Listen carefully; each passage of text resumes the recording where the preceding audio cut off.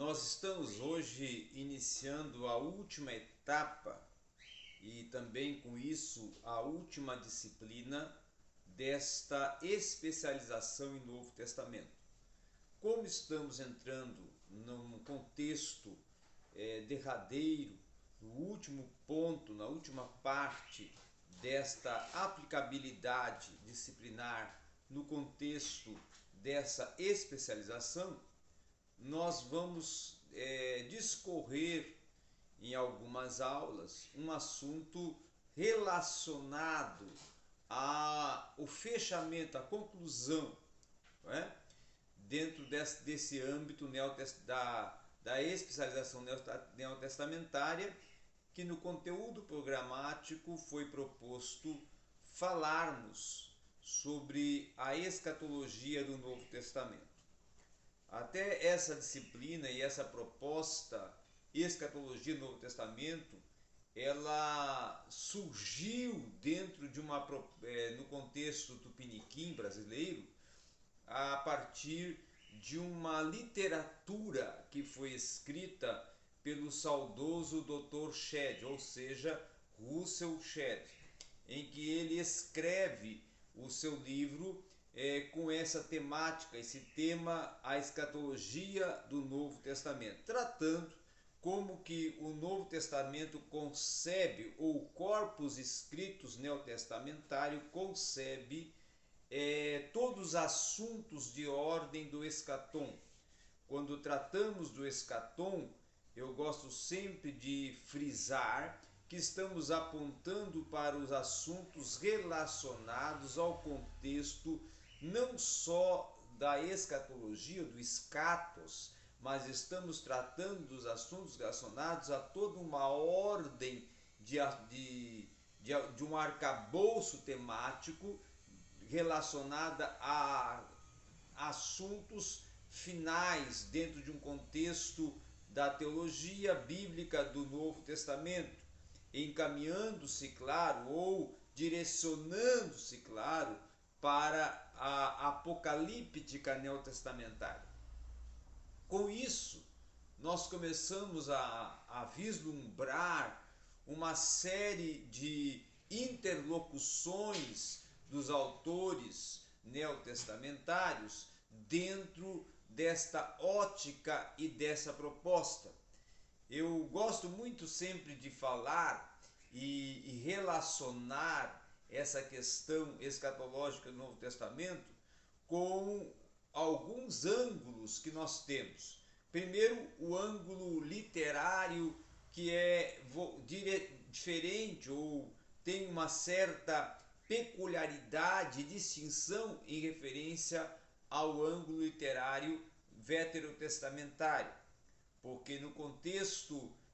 neotestamentário nós vamos ter já uma aplicabilidade de uma literatura mais propensa à efetivação,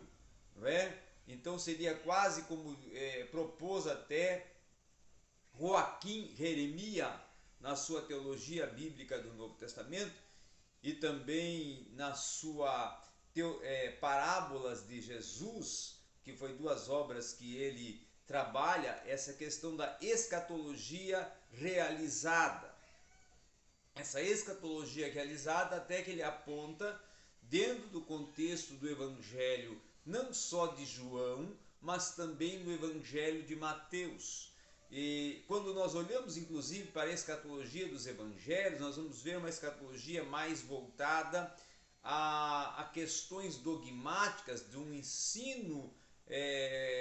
proferido por Cristo, não só dentro da proposta do Sermão do Monte e do Sermão da Montanha, mas também dentro da proposta de alguns elementos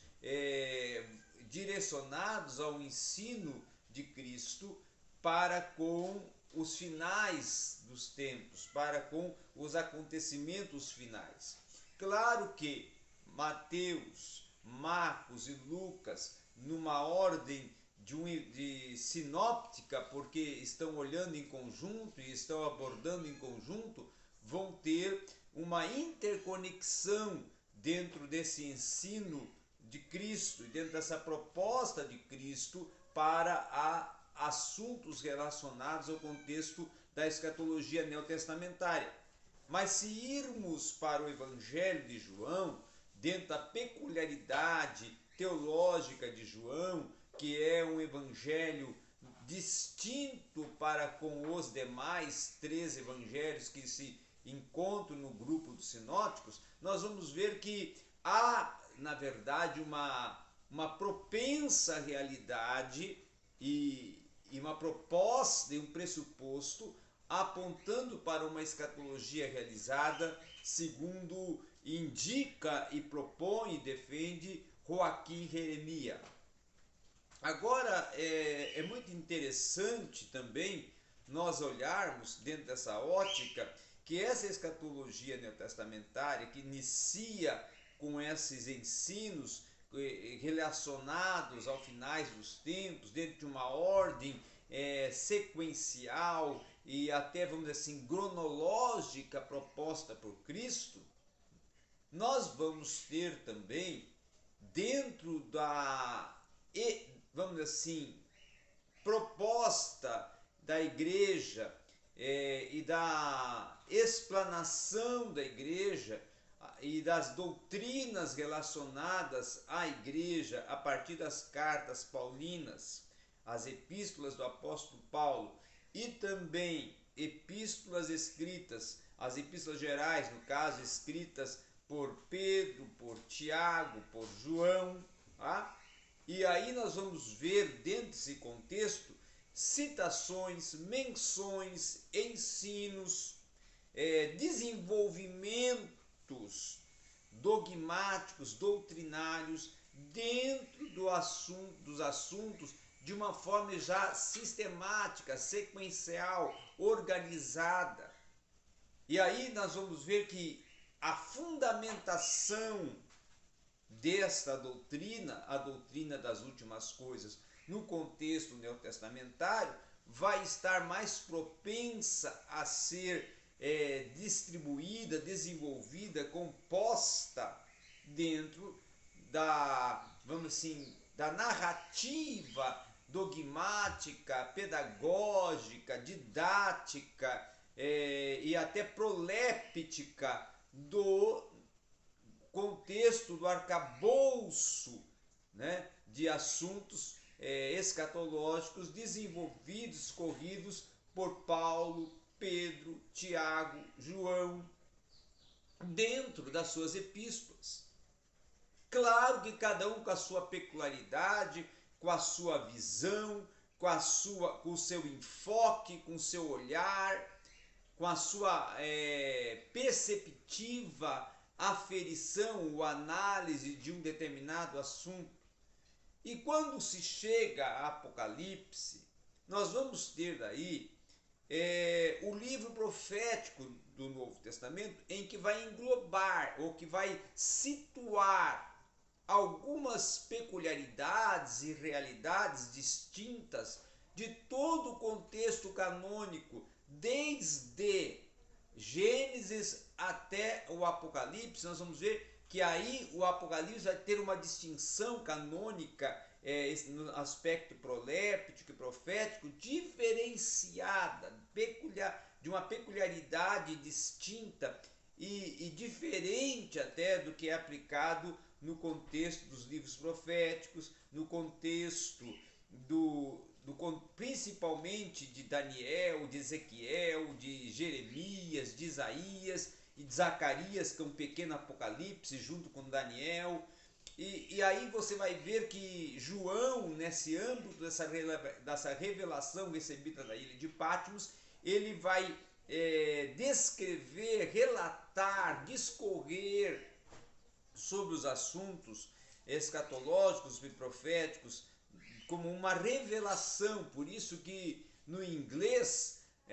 a terminologia utilizada para Apocalipse na língua inglesa é revelation, justamente com o sentido que o Apocalipse é uma revelação. Por isso que João lá no seu introito fala assim: revelações de Jesus a João na ilha de Patmos. Então esse contexto do revelation, que é o termo em inglês utilizado para o Apocalipse, ele vem justamente de encontro à revelação que é proposta num vocabulário distinto para elucidar todo o discorrer do assunto abordado por João como revelação recebida na ilha de Patmos, para ali organizar o contexto. E claro que desde o primeiro capítulo nós vamos ter algumas distinções ou alguns temas centrais para o Apocalipse, como por exemplo, Cristo, o centro do Novo Testamento e de toda a Bíblia Sagrada, é apresentado no primeiro capítulo já como o triunfo de Cristo, a exaltação de Cristo, o Cristo exaltado, assentado no trono, e a soberania e a supremacia de Cristo é apresentada. Mas também o enfoque central deste texto do Apocalipse, no sentido teológico, não é só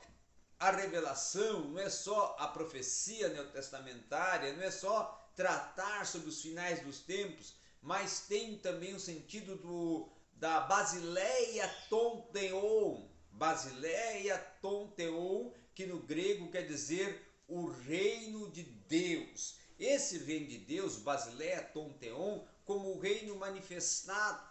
como o reino emancipado, e como o reino que agora já está se encaminhando para a sua efetivação, para ser ali agora tornado um reino físico, aonde vai ter uma sede, aonde vai ter um governante ou um rei, e aonde vai ter, claro, seus súditos e toda uma estrutura. E aí o Apocalipse seria um transcorrer dos acontecimentos finais para a concretização terrena deste reino do Basileia ton theon, ou do reino de Deus. E esse reino de Deus, ou a mensagem do reino que inicia lá no Evangelhos de Mateus, vai agora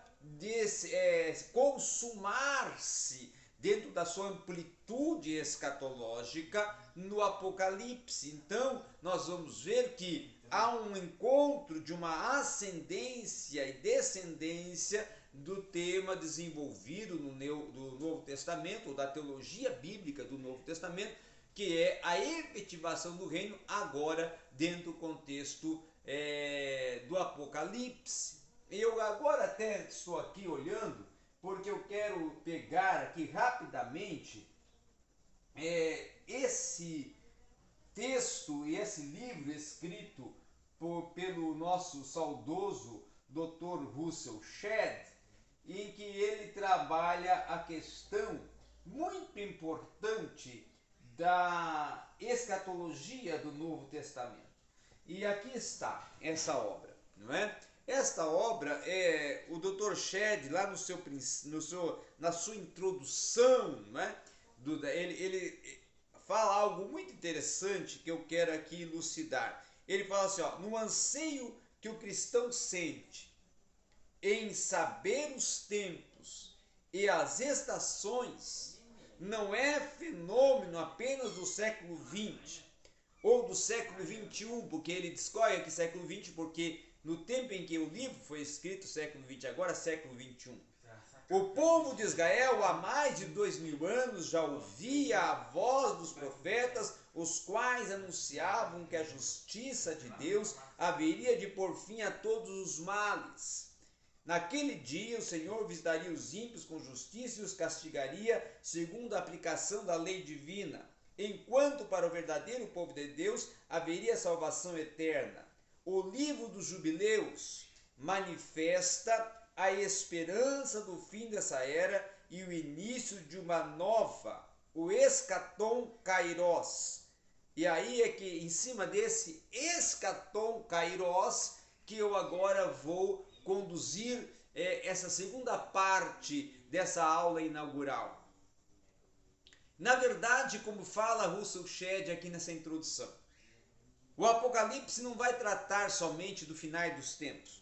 O Apocalipse não vai ser só um discorrer desse final dos tempos, ou até podemos dizer assim, de uma esperança, né? Ou seja, de um tempo da esperança efetivada, né? Ou da esperança do povo de Deus, ou da esperança de Israel.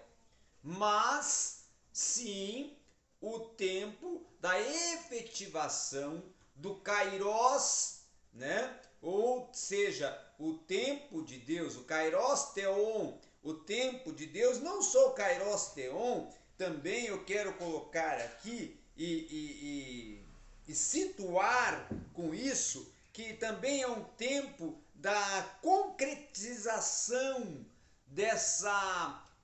cronologia sequencial da ordem dos tempos dentro da proposta do tempo derradeiro ou do tempo que Deus reserva para os acontecimentos finais. E dentro dessa ordem é que vai se trabalhar, é que vai se transcorrer todos os capítulos dentro de uma ordem de assuntos, de eventos, de acontecimentos apocalípticos, cataclísmicos, que o Apocalipse vai apontando para a realidade exegética, hermenêutica neotestamentária. Agora, claro que para se compreender, interpretar e fazer até uma exegese gramatical histórica, que é a que nós pentecostais utilizamos, que é aquela que vai se encontrar a proposta pautada ou defendida pelo dispensacionalismo ou pela corrente do sistema do dispensacionalismo e a corrente filiadas ao dispensacionalismo ou herdadas pelo dispensacionalismo, que é o pré-tribulacionismo e o pré-milenismo. Até inclusive isso é um dos assuntos que estão já prontos para serem produzidos dentro de um dos meus livros agora, que concluí há uns dias atrás, a Escatologia Pentecostal, que vai justamente tratar desse desenvolvimento teológico do dispensacionalismo, pré-tribulacionismo, pré-milenismo, dentro dessa ordem dos acontecimentos finais. Agora, quando nós vamos olhar para essa interpretação e esse olhar mais analítico ao contexto de uma escatologia neotestamentária, nós vamos ter que nos situar a alguns fundamentos, claro, do Antigo Testamento, principalmente dos livros proféticos, principalmente do contexto profético do Antigo Testamento, que é subsidiador da esfera apocalíptica neotestamentária. E é nisto que nós vamos nos situar, e é nisso que nós vamos explorar e desenvolver todo o conteúdo programático dessas aulas de escatologia neotestamentária, de escatologia do Novo Testamento, para tratarmos e discorrermos de todo um assunto que será desenvolvido nessa disciplina, que ela fecha o nosso estudo e a especialização do Novo Testamento. E claro que vamos trabalhar de uma forma mais, vamos dizer assim, propensa a uma análise mais exegética, a uma análise mais, vamos dizer assim, histórico-gramatical, olhando para o contexto histórico, sempre com enfoque, conciliando esse enfoque histórico com enfoque semântico, com enfoque gramatical e com enfoque do contexto micro e macro do cânon sagrado, do corpus escritos dentro da realidade morfológica sintética neotestamentária. E é o que tínhamos então para, nessa aula introdutória, falar e apresentar sobre o que nós vamos abordar e tratar nessa disciplina final de Escatologia no Novo Testamento, na sua especialização do Novo Testamento, que é uma das, vamos dizer assim, provisões teológicas e de cursos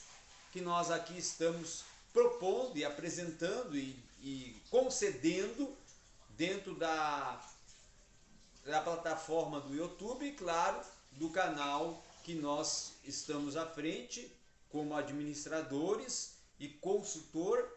que é o canal A Rota da Teologia. Obrigado a todos e vamos em frente.